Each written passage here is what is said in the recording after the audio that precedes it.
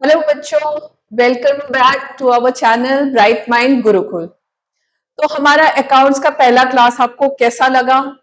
हमने थ्योरी में कुछ कुछ पढ़ा था, अकाउंटिंग के बारे में हमने शुरुआत में पढ़ी। उसके बाद फिर हमने एक बहुत अच्छा सा एक डेफिनेशन पढ़ा। उसके बाद हमने उसका एक एब्रिविएशन पढ़ा। तो ये सारी चीजें आई होप आपने ब्रश अप किया होगा, घर जाके आपने पूरा एक रिव्यू किया होगा, क्योंकि आप साथ साथ हमारे साथ पढ़ते चलो तो वो आपको लर्न भी होता रहेगा और आपको मेहनत भी कम करनी पड़ेगी। तो चलिए एक बार हम रिव्यू कर लेते हैं कि हमने कल के क्लास में क्या क्या पढ़ा था, उसके बाद फिर हम आगे बढ़ते हैं। ठीक है,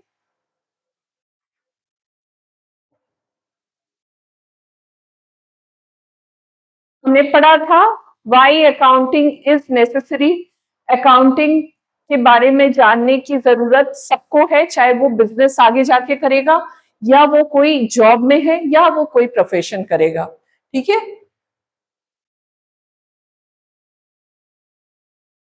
और हमने ये डेफिनेशन पढ़ा था। आपको याद है हमने इस डेफिनेशन को पढ़ा था, बहुत लंबा सा डेफिनेशन था जिसको हमने ब्रेकअप करके पढ़ा था कि accounting is the art of recording, classifying, and summarizing in a significant manner and in terms of money, transactions, and events, which are in part at least of financial character and interpreting the results thereof. तो आज I hope आज आपको ये definition थोड़ा आसान लग रहा होगा। कल जैसे बिल्कुल एक लंबा सा डेफिनेशन कॉम्प्लिकेटेड लग रहा होगा, आज आई होप आपको काफी इजी लग रहा होगा। सो ये हमने पढ़ा था और इसको ब्रेकअप करके पढ़ने के लिए हमने फिर इस एब्रिविएशन को पढ़ा था। ये फिर से एक और बार हमने इस एब्रिविएशन को रिवाइज कर लेते हैं। What is it? IMRCSAC। तो बच्चों हमारे साथ आप इसको रिपीट भी करिए और ये क्या क्या स्टैंड करता है इसके बारे में आप भी मेरे साथ साथ बोलते रहो। I is for identifying the financial transactions। पहले हम आइडेंटिफाई करते हैं कि ये ट्रांजैक्शंस क्या है। ठीक है, फिर है measuring in terms of money. Or is recording. Recording कहाँ पे? Primary books of accounts. हमने बोला था जर्नल और फिर उसके बाद फिर उसकी पोस्टिंग होती है लेजर में। So primary book of accounts is journal. तो आप रिकॉर्ड जो करोगे वो पहले जर्नल में करोगे, उसके बाद फिर क्या करोगे? क्लासिफाई। क्लासिफाइंग यानी सारे एक्सपेंसेस या इनकम जो है एक तरह के इनकम है उसकी ग्रुपिंग करोगे। सारे परचेज एक जैसे, फिर सेल्स, उसके बाद फिर सैलरी हो गया, रेंट हो गया, तरह तरह के एक्सपेंसेस सबको एक हेड में डालना। ठीक है, so IMRC and then SAC stands for summarising मतलब ट्रायल बैलेंस बनाना, प्रॉफिट एंड लॉस बनाना और बैलेंस शीट को बनाना। ठीक है, ये एस वाला काम हमारा हो जाता है trial balance, profit and loss account, trading account and then finally the balance sheet. उसके बाद हम क्या करते हैं? एनालाइज करते हैं कि हमारा बिजनेस किस तरह से काम कर रहा है, whether it is running in in losses और इसका प्रॉफिट हो रहा है, अच्छा काम कर रहा है। उसके बाद ये एनालिसिस के बाद हम ये कम्युनिकेट करते हैं। सो कम्युनिकेशन में भी हमने बताया था कि यूजर्स बहुत सारे होते हैं बिजनेस के। इंटरनल यूजर्स होते हैं, एक्सटर्नल यूजर्स होते हैं। तो हम उनको बताते हैं कि हमारा बिजनेस जो है कैसा परफॉर्म कर रहा है। उसके बाद इसको भी हमने ब्रेकअप किया था, अंडरस्टैंडिंग द डेफिनेशन। डेफिनेशन में हमारा IMRC ये हमारा डील करता है entry in the primary books of accounts, that is the journal and the ledger. और जो SAC है ये हमारा और थोड़ा स्पेशलाइज्ड वर्क हो जाता है। वो होता है preparing of the trial balance, profit and loss account and the balance sheet. ठीक,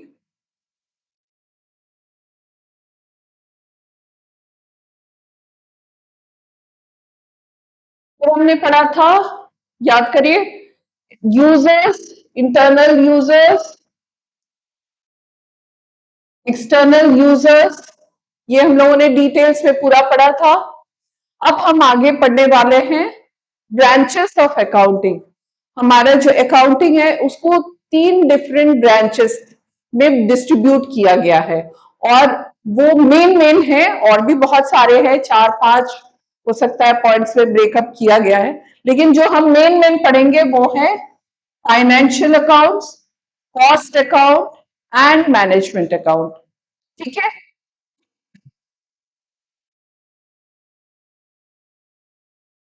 चलिए इसको अब हम डिटेल्स में पढ़ते हैं। फाइनेंशियल अकाउंट्स, फाइनेंशियल अकाउंट्स ये एक हो गया, cost account and management accounts. Financial accounts ये जो हमारा ब्रांच ऑफ अकाउंटिंग है, as the name suggest, it deals with all the finances, the keeping of finances, the recording of transactions to preparing the balance sheet. मतलब उसका first step हो गया recording of transaction, उसके बाद balance sheet बनाने तक का जितना भी काम है वो इस डिपार्टमेंट की रिस्पॉन्सिबिलिटी है, फाइनेंशियल डिपार्टमेंट। सो ये इसका काम क्या होगा, trading account, profit and loss account, balance sheet,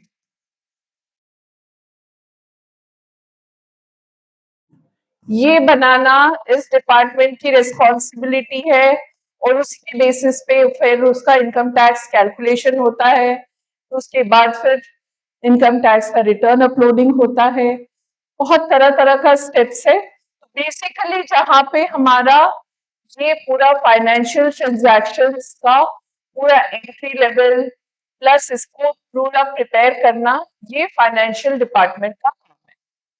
ठीक है, उसके बाद है कॉस्ट अकाउंटिंग। कॉस्ट अकाउंटिंग भी जैसा नाम सजेस्ट कर रहा है, that deals with the cost of the products and services. ठीक है, तो इसका मतलब क्या हो गया, हमारा जो बिजनेस में जो प्रोडक्ट है सेल हो रहा है, या जो सर्विसेज सेल हो रही है, कुछ भी जो भी डील कर रहा है, उसके प्रोडक्ट्स के कॉस्ट, वेदर जो है वो ठीक है, उसे रिड्यूस करने की जरूरत है, उसका किस तरह से बजटिंग होगा। तो ये सब चीज डिपार्टमेंट, ये वाला डिपार्टमेंट जो कॉस्ट अकाउंटिंग डिपार्टमेंट है, वो ये सब पिकअप करता है। वो देखता है कि वेदर जो हमारा प्रोडक्ट है उसकी कॉस्टिंग ठीक ठाक है, या उसे घटाने की जरूरत है, इसे बढ़ाने की जरूरत है, ये इंफॉर्मेशन ये कॉस्ट डिपार्टमेंट देता है। उसके बाद आता है मैनेजमेंट। मैनेजमेंट डील्स विद, जब इन लोग का काम हो जाता है उसी के बेसिस में जो रिकॉर्ड्स ये डिपार्टमेंट्स देते हैं उसके बेसिस में मैनेजमेंट डिसीजन लेती है। मैनेजमेंट को डिसीजन ये लेना होता है कि बिजनेस का performance on the basis of these, whether business is running properly और नॉट, उसे कुछ डिसीजन चेंज करने की जरूरत है कि नहीं, उसे कुछ बिजनेस में जो पॉलिसीज है उसे चेंज करने की जरूरत है कि नहीं, ये सारी चीजें ये डिपार्टमेंट डील करता है। ठीक है, समझ में आ गया। सो बेसिकली तीन ब्रांचेस है, इसके अलावा भी बहुत सारी ब्रांचेस है जो नए नए अभी आए हुए हैं, tax department, social responsibility, human resource, ये सब उसके बाद वो भी आप पढ़ सकते हो, लेकिन आपको ध्यान में रखना है ये तीनों ब्रांचेस। ओके,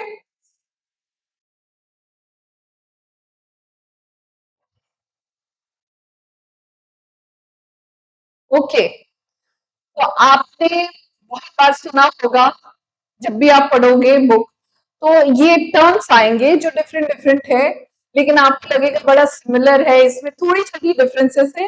वो क्या है वो डिस्कस करते हैं। जैसे आपने सुना होगा बुक कीपिंग, फिर आपने सुना है अकाउंटिंग, फिर आप समझोगे अकाउंटेंसी। तो ये तीनों में क्या डिफरेंस है, ये इसको पढ़ते हैं।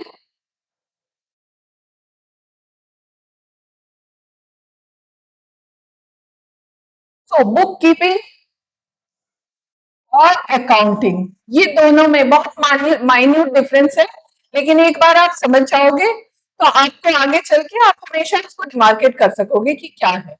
तो बुक कीपिंग होता है, it is the recording phase of accounting system. First काम होता है जो भी बिजनेस ट्रांजैक्शन जब होता है, तो फर्स्ट काम हम लोग क्या करते हैं, हम लोग कोई भी रजिस्टर में हम लिखते हैं, नोट करते हैं कि ये आज के दिन में मेरे ये खर्चे हुए हैं और ये हमारा शायद कुछ इनकम हुआ है, ठीक है। तो वो जो इनिशियल रिकॉर्डिंग होता है उसको हम कहते हैं बुक कीपिंग। अकाउंटिंग क्या होता है, it is summarising phase of accounting system. Summarising phase, तो आप याद करो अपना डेफिनेशन। हमारा डेफिनेशन क्या था, IMRCSAC,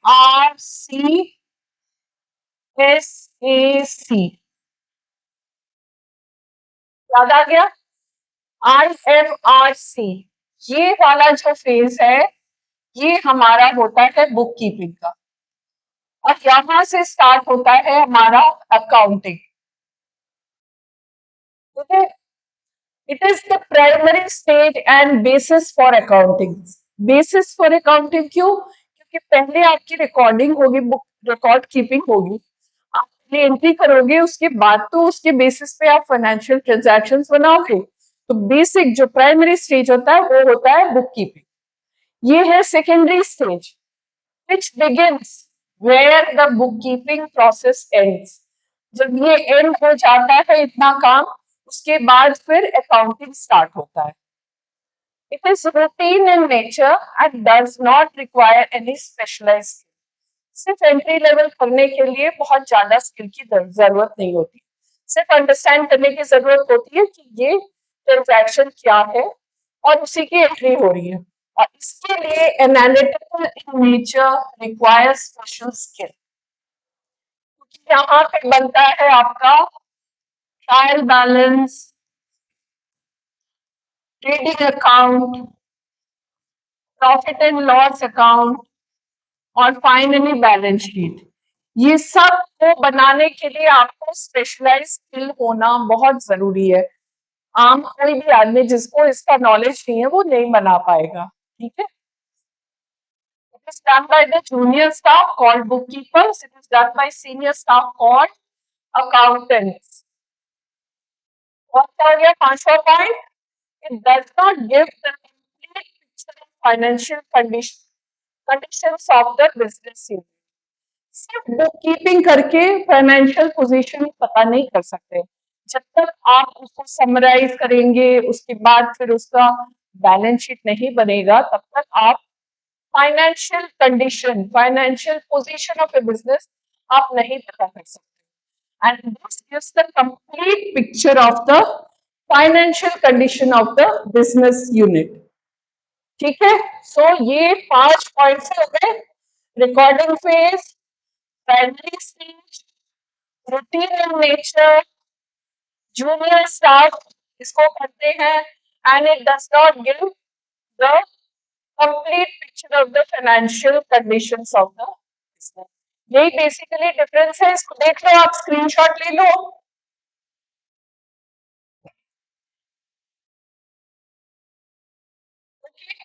now comes the term, एक और टर्म है वो है अकाउंटेंसी।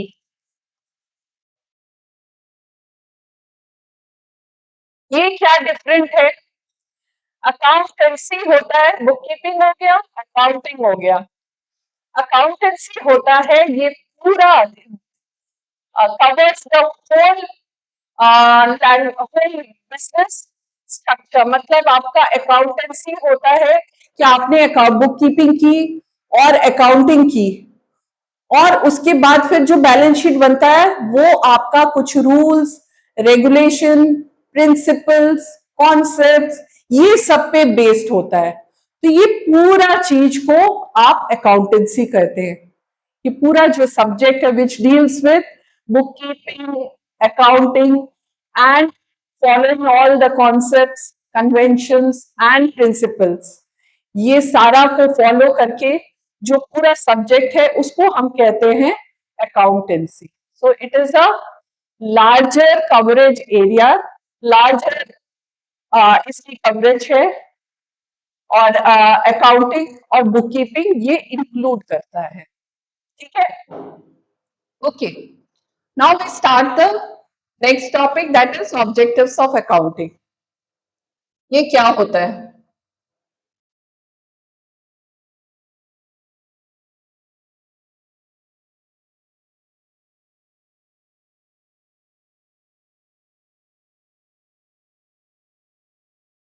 ऑब्जेक्टिव्स ऑफ अकाउंटिंग में है मेंटेनिंग अकाउंटिंग रिकॉर्ड्स। पहला काम क्या होता है अकाउंटिंग का? Maintaining the records. ये आपने पढ़ा था, बुक कीपिंग, रिकॉर्ड्स मेंटेन करना होता है फर्स्ट काम, ये फर्स्ट इसका पर्पस होता है। सेकंड होता है determining the profit and loss account. ठीक है, सो हम सारा रिकॉर्ड कीपिंग क्यों करते हैं? ताकि हम at the end of the year हमें पता चले कि ये बिजनेस का प्रॉफिट और लॉस क्या है। ठीक है, थर्ड है determining the financial position of business. ठीक है, बिजनेस हमारा उसका फाइनेंशियल कंडीशन क्या है, जो हमारी पॉलिसीज है, जो हमारी उसमें हमने डिसीजन लिया हुआ है, वो डिसीजन हमारा इट इज फ्रूटफुल और नॉट, ये सारा पता चलता है। अकाउंटिंग हम करेंगे तो at the end of the year जब बैलेंस शीट बनेगा उसी से हमें पता चलता है कि हमारे बिजनेस का फाइनेंशियल पोजीशन क्या है। Then facilitating the management. Facilitating management मतलब मैनेजमेंट को हेल्प करता है क्या? In decision making, budgeting and forecasting. ठीक है, जब बैलेंस शीट बन जाता है उसके बाद आपने सुना होगा एक एनुअल जनरल मीटिंग होता है कंपनीज का, उस मीटिंग में इन लोग डिसाइड करते हैं बैलेंस शीट के ऊपर, वो सारा डिसीजन होता है, डिस्कशन होता है। तो मैनेजमेंट के लिए ये बैलेंस शीट बहुत इंपॉर्टेंट होता है ताकि वो फर्दर डिसीजन मेकिंग या बजटिंग, आगे चल के किस एरिया में कितना खर्चा करना है, कितना फंड्स एलोकेट करना है, ये सारी डिसीजन वो ले सकते हैं। Providing accounting information to the users. फिर यूजर्स आ गया, हमने यूजर्स को बहुत डिटेल से पढ़ा था, internal users and external users, उनके लिए ये अकाउंटिंग इंफॉर्मेशन इंपॉर्टेंट है। ठीक है, फिर सिक्स्थ है protecting the business assets. Protecting business assets ये भी इंपॉर्टेंट है। बिजनेस में जो एसेट्स हैं वो इसकी अपनी संपत्ति होती है, तो डिपेंडिंग ऑन मतलब अकाउंटिंग होगा तो आपको पता चलेगा कि किस तरह से आपका एसेट्स और लायबिलिटीज है, बिजनेस को बेचने की जरूरत होती है तो ये एसेट्स को किस तरह से डिस्पोज ऑफ किया जाएगा, ये सारी चीजें जो भी डिसीजन है ये इसी से अकाउंटिंग अगर प्रॉपर हो तो हम बिजनेस के एसेट्स का पोजीशन भी जान सकते हैं, हमारे डेटर्स हैं उनमें से उनसे हमें कितना पैसा मिलने वाला है, कितना हमारा मार्केट में पैसा है जो मुझे मिलना है, ये सारे decision only on the basis of proper accounting. And the last one is to prevent frauds by management by maintaining regular and systematic accounting records. So accounting is necessary. Why? So as to avoid any type of irregularities, कोई भी errors, कोई भी fraud वगैरह कुछ भी चीजें, ये अगर आपकी प्रॉपर अकाउंटिंग रहती है तब आप ये सारी चीजों को अवॉइड कर सकते हैं। ठीक है, मैनेजमेंट या ओनर के लिए ये बहुत इजी होता है इस तरह के डिसीजंस को लेना, पता चलता है कि कहाँ पे क्या लूप होल्स है। ठीक है, सो these are the 7 points: maintaining accounting records, determining the profit and loss, determining financial position of the business, facilitating management को हेल्प करना for decision making, further budgeting, etc. Providing information to the users, protecting the business assets, and preventing frauds by maintaining the regular records. ठीक है, देख लो इसको भी, अगर मन हो तो स्क्रीनशॉट भी ले लो, आप अपने नोट्स बनाते रहना बच्चों, इट्स वेरी इंपॉर्टेंट, बहुत हेल्प करेगा। बाद में जाके आप जस्ट ये पॉइंट्स को याद कर देखोगे, एक बार ब्रशअप करोगे तो पूरा चैप्टर आपके सामने, आंखों के सामने आ जाएगा। सो विजुअल मेमोरी भी कुछ होता है कि आपने देखा और उसके बाद पता चल जाता है कि हाँ ये पॉइंट को किस तरह से इलैबोरेट करना है। ठीक है,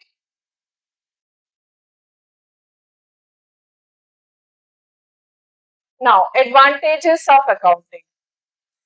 एडवांटेजेस ऑफ अकाउंटिंग बहुत सारा रिलेट करता है फीचर्स के साथ, क्योंकि हम जो फीचर्स पढ़ते हैं उसमें हम उसका बेनिफिट्स ही देखते हैं, वो फीचर्स बहुत सारा सिमिलर है विद द एडवांटेजेस। चलिए फिर भी पढ़ते हैं इसको। पॉइंट्स है एडवांटेजेस।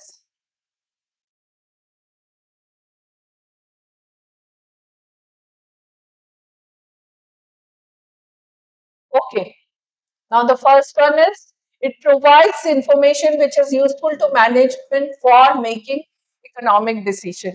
ये हमने फीचर्स में भी पढ़ा था, मैनेजमेंट को इंफॉर्मेशन मिलता है फॉर फर्दर डिसीजन मेकिंग।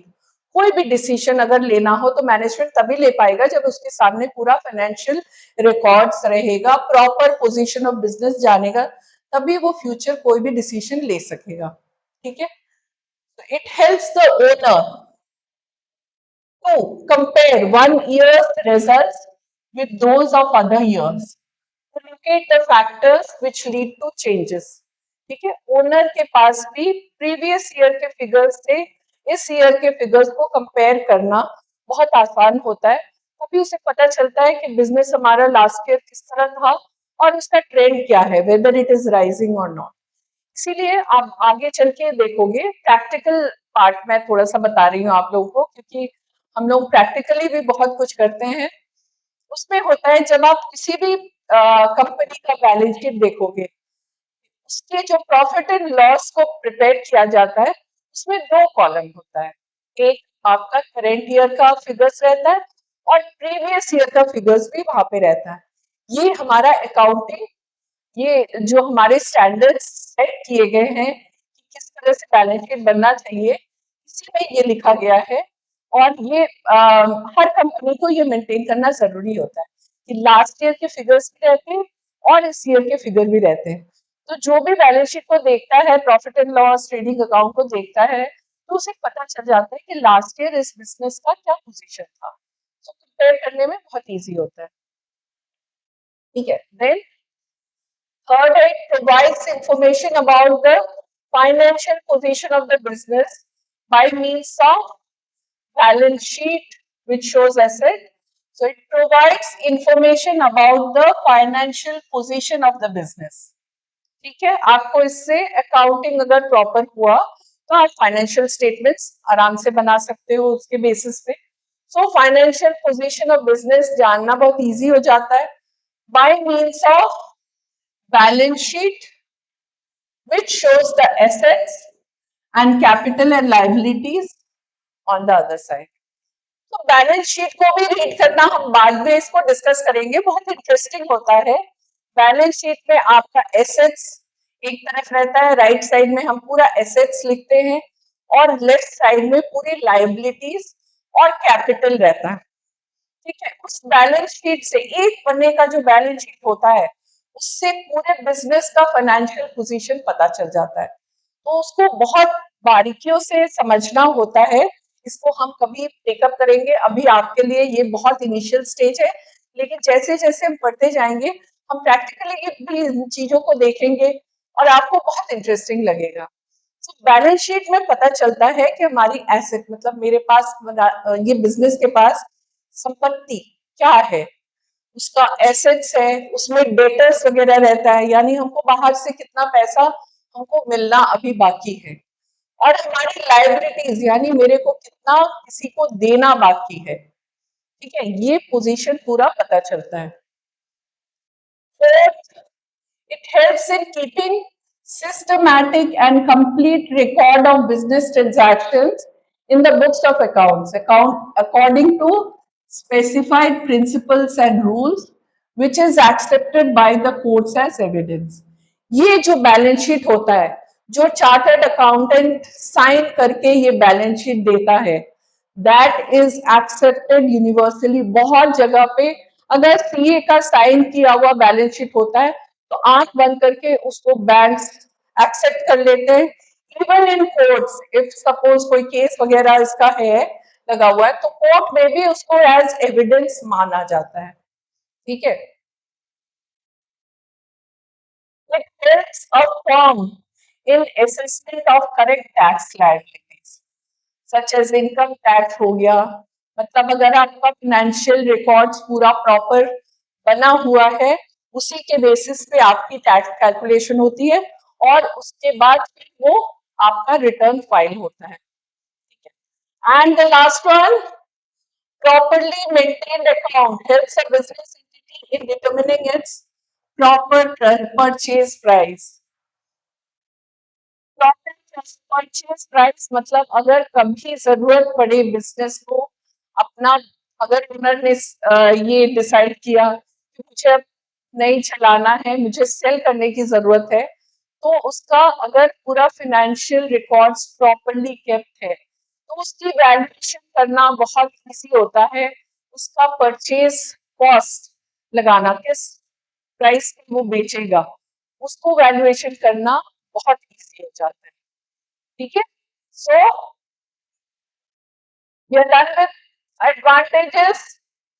एक और बार रिव्यू कर लेते हैं। Provides information useful to management, help करता है ओनर को to compare one years result with those of other years. अब क्या करता है, provides information about the financial position of the business, assets और लायबिलिटीज के बारे में पता चल जाता है। Systematic and complete record on the basis of principles and rules. ठीक है, जिसको एक्सेप्ट करता है कोर्ट भी एक्सेप्ट करता है। ठीक है, it helps in correct calculation of tax liabilities और purchase price, proper purchase price determine करने के लिए ये अकाउंटिंग बहुत जरूरी है। ठीक है, so these are the 6 advantages which you have to learn. Main main points आप इसमें से पता कर लो तो 6 पॉइंट्स आपका फर्स्ट सेकंड आप इस तरह से करोगे, useful to management, owners for comparison. ये हम बाद में जब रिवीजन करेंगे तब हम पॉइंट वाइज रिवीजन करेंगे, आपको याद आ जाएगा। ठीक है, अब हमारा ये है चैप्टर 1 का लास्ट टॉपिक।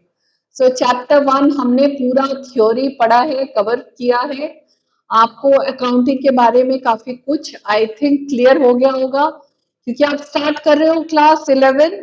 तो इसमें जो हमारे चैप्टर्स कुछ 5-6 चैप्टर्स है आपके बुक के, उसमें सारी थ्योरी थ्योरी है।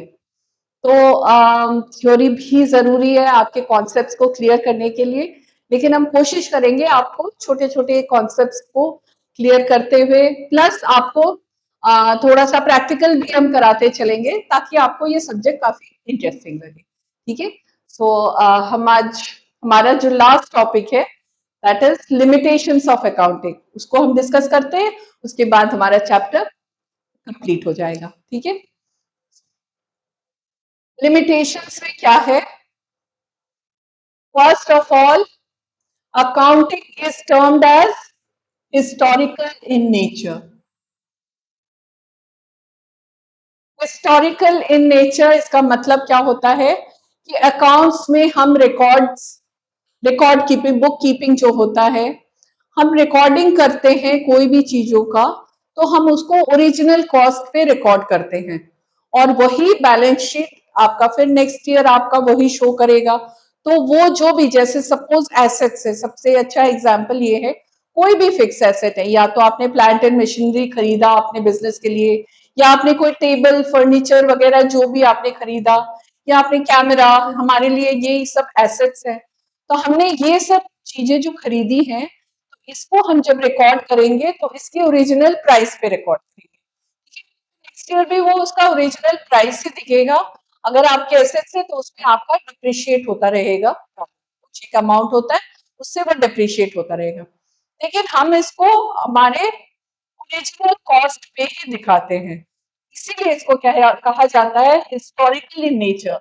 It does not reflect the current worth of business. इससे क्या होता है, जो मार्केट वैल्यू है आज के डेट का, उसको पता नहीं चलता है इसमें। तो कोई भी एसेट सपोज हमने खरीदा 5 साल के बाद, वो बैलेंस शीट में वही वैल्यू दिखा रहा है, लेकिन हो सकता है उसका उस दिन का मार्केट वैल्यू कुछ और हो। ठीक, so accounting is always based on original cost जो आप इसमें डालते हो। Moreover, the figures given in the financial statements ignore the effect of changes in price level. So it involves keeping accurate records of all past transactions. जो important चीजें हैं उसको हम हाईलाइट कर रहे हैं, उससे आपको पूरा चीज समझ में आएगा। It cannot maintain future transactions. Example, assets are recorded at the original cost less depreciation. So current market value is not how much business does not show how much it can get by selling those assets.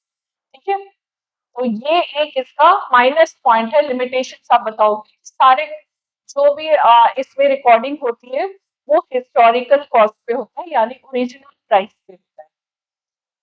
Second क्या हो गया, contains only those information which can be expressed in terms of money. Recording तभी होता है, accounting की recording तभी हो सकता है जब उसको हम मॉनेटरी टर्म्स में डाल सकते हैं। कुछ ऐसी चीजें हैं जिसका कोई मॉनेटरी वैल्यू नहीं लगाया जा सकता है, उसका कोई भी हम अकाउंट्स में रिकॉर्डिंग नहीं कर सकते। तो सपोज कोई भी एम्प्लॉय है, अगर आपके पास 4-5 एम्प्लॉयज है, सबको आपको सैलरी देनी पड़ती है, ठीक है, लेकिन कोई एक पर्सन है जो बहुत अच्छा काम कर रहा है, उसका वो आगे मतलब हद से जाके आगे जाके और भी ज्यादा वो वर्क कर रहा है, आपको ज्यादा सर्विस दे रहा है, उसकी क्वालिटी बहुत अच्छी है, क्वालिटी ऑफ सर्विस परफेक्शन उसमें है, लेकिन उसका मॉनेटरी वैल्यू हम कुछ लगा नहीं सकते। तो she is going to get the salary only. तो वो सारी चीजें थोड़ा माइनस है in accounting. So it ignores the qualitative elements, जैसे क्वालिटी ऑफ स्टाफ, कस्टमर का satisfaction, like good relation, management के साथ रेपुटेशन किसी का बहुत अच्छा है, तो उस चीज का हम मॉनेटरी वैल्यू नहीं लगा सकते। तो अकाउंट्स में हम उतना ही रिकॉर्ड कर सकते हैं जिसका मॉनेटरी वैल्यू है।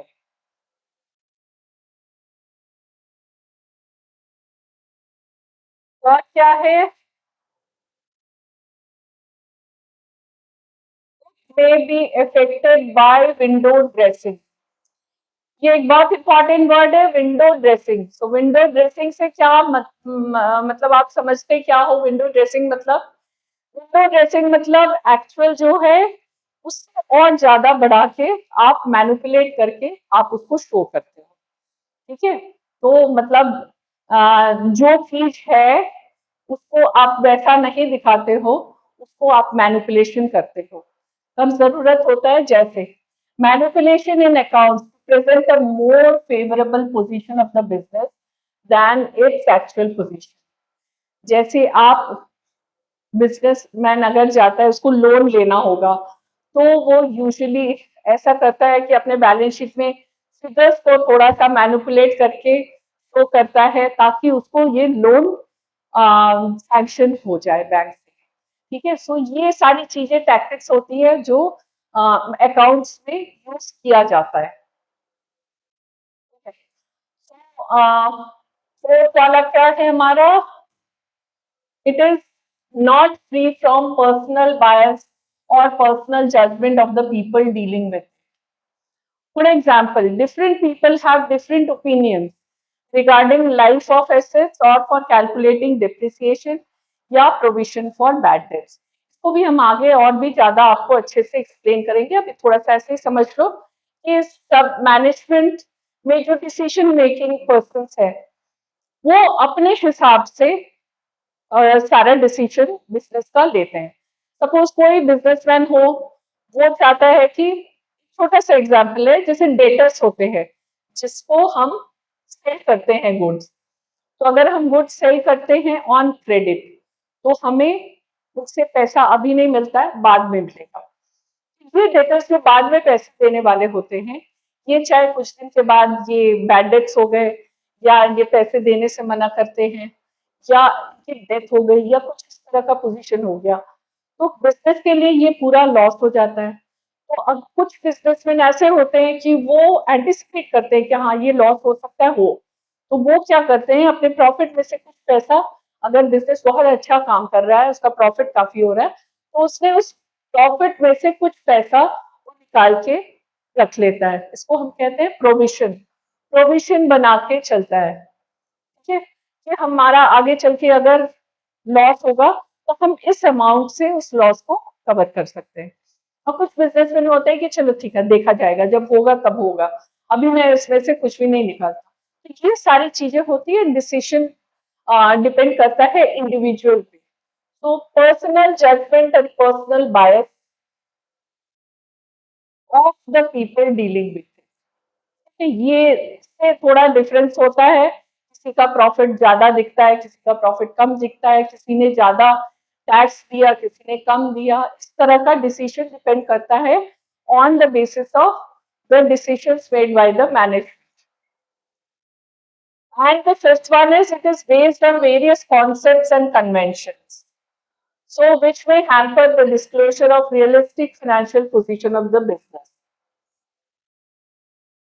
ठीक है, इसमें कुछ कॉन्सेप्ट्स होते हैं एंड अकाउंटिंग प्रिंसिपल्स हैं जिसको फॉलो करना पड़ता है और उसी के बेसिस पे फिर हमारा अकाउंट्स बनता है। जैसे हमारा जो बैलेंस शीट है, these are shown at the cost. ये हमने फर्स्ट पॉइंट पढ़ा था हिस्टोरिकल इन नेचर, उसमें भी पढ़ा था कि बैलेंस शीट में हर चीज को हम कॉस्ट पे दिखाते हैं, मार्केट वैल्यू पे नहीं दिखाते। तो अगर आज के दिन में अगर हमको सेल करना होगा कुछ चीज, तो हमारा ये पुराना ओरिजिनल प्राइस दिखता है, आज की डेट का current market value of the assets ये नहीं दिखता है। ये भी एक लिमिटेशन सी है, ठीक है। So I think we have come to these are the five limitations जो हमने पढ़ा।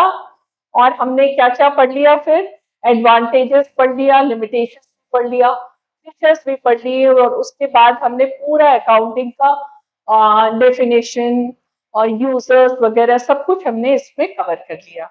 अब हम आगे चलेंगे, नेक्स्ट हम अपना अकाउंटिंग टर्म्स ये पढ़ेंगे, उसके बाद फिर हम प्रैक्टिकल क्वेश्चंस करेंगे। अकाउंटिंग टर्म्स को भी जानना आपके लिए बहुत जरूरी है, क्योंकि बहुत सारे टर्म्स है जो बार बार आता जाएगा, तो इसके बारे में भी आपको थोड़ा बहुत आइडिया होना बहुत, ठीक है। चलिए मिलते हैं हम नेक्स्ट क्लास में, और आप हमें कांटेक्ट कर सकते हैं। हमारा वेबसाइट है www.brightmindgurukul.com। इसमें आपको बहुत सारे चीजें मिलेंगी, आपको एजुकेटिव लेसन्स भी मिलेंगे। मेरा ये रिकॉर्डेड जो भी क्लास है ये भी आपको वहां पे अपलोडेड मिलेगा। उसके अलावा आपके बहुत सारे short question, mock test, previous year question जो अभी हो सकता है जरूरत नहीं हो लेकिन बाद में आपको चाहिए होगा, तो ये सारी चीजें हमारे इस वेबसाइट में हैं, इसको विजिट जरूर करिएगा। और हमें कांटेक्ट करने के लिए ये फोन नंबर्स है, इसमें आप व्हाट्सएप कर सकते हैं, आप हमें कमेंट अपना डाउट्स वगैरह सब इसमें लिख सकते हैं। और हमारा एक ऐप भी है इसी नाम से है, वो आप डाउनलोड कर सकते हैं। आप हमारे क्लासेस को ऐसे यूट्यूब में अगर आप लाइक करते हैं तो आप जरूर जरूर ऐप को डाउनलोड करिएगा और हमारे साथ जुड़िए, ठीक है। तो आज का क्लास हम यहीं पे एंड करते हैं। तो बच्चों, thank you very much for staying with us, for going through the whole journey। अब मिलते हैं नेक्स्ट क्लास।